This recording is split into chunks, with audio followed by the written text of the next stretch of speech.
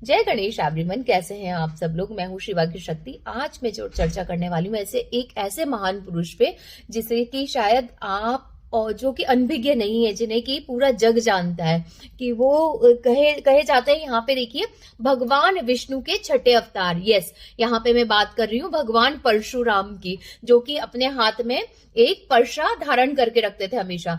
परशा और परशा धन राम, मतलब परशुराम राम का अवतार थे, लेकिन परशा रखने वाले इनके गुरु कौन थे?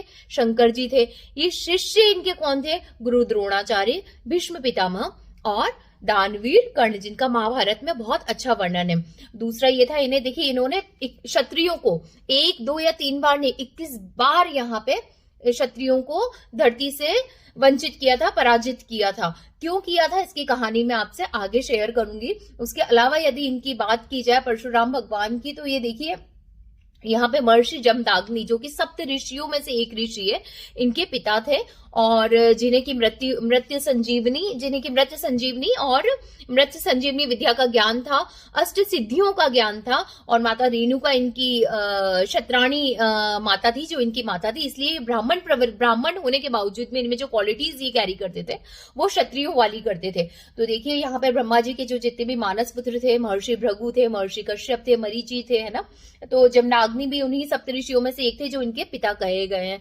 तो एक बार ऐसी जो पुराणों के अनुसार हरिवंश पुराण में इनका वर्णन है कि, तो देखिए, बात है उस समय की जब यहाँ पे युग परिवर्तन का काल था। सतयुग से सतयुग समाप्त हो रहा था और त्रेता का आरंभ हो रहा था। तो युग परिवर्तन के काल में ही कुछ क्षत्रिय राजाओं ने, जैसे कि कर्तव्यार्जुन करके एक राजा थे, उन्होंने बहुत ही आतंक मचा रखा था। तो महिष्मती नगर के शासक होते थे उस समय राजा, और बहुत ही मतलब स्त्रियों का सतीत्व नष्ट कर रहे थे, व्यभिचार कर रहे थे, बहुत ही मतलब उल्टे सीधे काम कर रहे थे। ऐसे माता, यहाँ पे धरती माता परेशान हो गई और विष्णु भगवान से प्रार्थना करती है कि देखिए प्रभु, आप आइए और अब मुझसे ये जेला चाली नहीं हो रही है और आप जाके इन हे वंशी क्षत्रियों का संहार कीजिए। ऐसे में भगवान यहाँ पे आते हैं परशुराम जी के रूप में और इनका संहार करते हैं। क्यों 21 बार उन्होंने क्षत्रियों का संहार किया? क्यों उन्हें इतनी नफरत हो गई थी? देखिए, यहाँ पे जो जमनाग्नि ऋषि थे, अपने आश्रम में थे। क्षत्रिय जब अपना शिकार करके और आश्रम में कुछ विश्राम की अभिलाषा से जब यहाँ पे आश्रम में पहुंचते हैं, तो देखते हैं कि एक कामधेनु गाय थी, जो अत्यधिक ही प्रभावशाली, बहुत ही शक्तिशाली और अद्भुत गुणों से संपन्न गाय थी, जिसे देखते ही देखते मिनटों में यहाँ पे खाने की व्यवस्था सभी क्षत्रिय राजाओं के साथ, उनकी प्रजा की, उनकी सेना की सारी व्यवस्था यहाँ पे कामधेनु गाय के जरिए यहाँ पे जमनाग्नि ऋषि करते हैं। ऐसे में देखिए, समय मतलब ये होता है कि आप किसी के लिए करो भी सही और फिर उसकी भरपाई भरो भी सही, है ना। तो ऐसे में राजा का जो मन होता है, वो इन क्षत्रिय राजाओं का मन कि इतनी सुंदर गाय तो हमारे पास होनी चाहिए, आपके पास क्या कर रही है। जमदाग्नि ऋषि मना कर देते, देखिए हमारी ये जीविका चलाने का यही एक मात्र साधन है। इन्होंने इंद्रदेव से ये गाय प्राप्त की थी। तब इन्होंने उस गाय को पकड़ लिया और बहुत ही वहां पे लड़ाई झगड़ा, आतंक होने लगा। ऐसे में परशुराम जी जो जन्म लिया था आते हैं और उन क्षत्रियों का विनाश करते हैं। यहाँ पे पिता की आज्ञा से परशुराम जी चले जाते हैं प्रायश्चित करने के लिए, धाम में यात्रा करने के लिए। पीछे से वापस उनके पुत्र आते हैं और जमनाग्नि ऋषि का सिर धड़ से अलग कर देते हैं।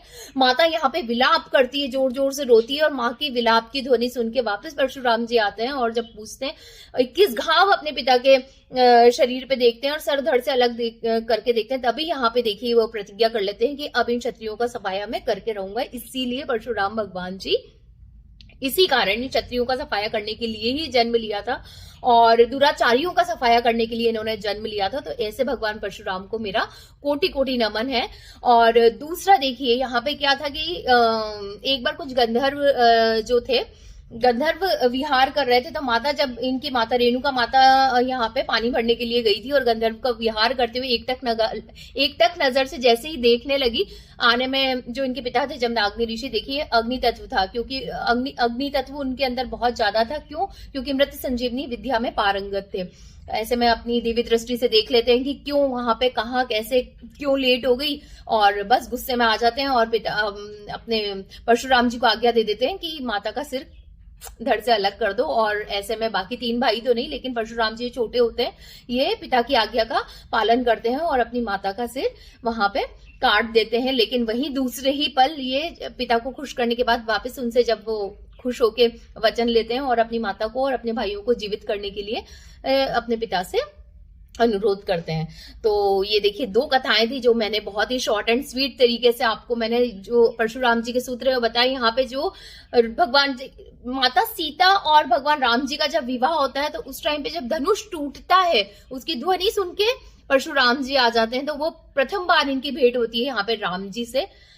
और जनक जी को वो धनुष भी, शिव जी का जो धनुष होता है वो भी जनक जी को, राजा जनक को परशुराम जी के द्वारा ही दिया जाता है। गणपति को यहाँ पे एक दंता इसीलिए कहते हैं कि जब यहाँ पे माता पार्वती के कहने से शंकर भगवान को एंट्री बंद कर देते हैं कि नहीं माता स्नान कर रही हैं, आप नहीं जा सकते। ऐसे में लड़ाई झगड़ा करने के लिए परशुराम जी भी आ जाते हैं, भाले से उनके परशु से प्रहार करते हैं। और उसका वेग, इनका वेग जो बताते हैं, परशुराम जी का वेग जो कहते हैं मन और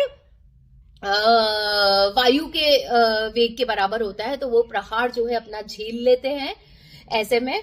और जहां पे गणपति भगवान देखिए एक दंत यहाँ पे कहलाते हैं। दूसरा ये है कि यदि आप परशुराम भगवान जी के मंदिरों में इंटरेस्टेड है, यहाँ पे देखिए महाराष्ट्र में इनके एक मंदिर, महाराष्ट्र के कोकण में मंदिर है, आप जाइए वहां पे दर्शन करिए। और मकर संक्रांति पे अरुणाचल प्रदेश में कुंड है इनका एक, आप जाके स्नान करिए। इसी के साथ मैं अपनी वाणी को विराम दूंगी। जय जय सिया राम, जय परशुराम।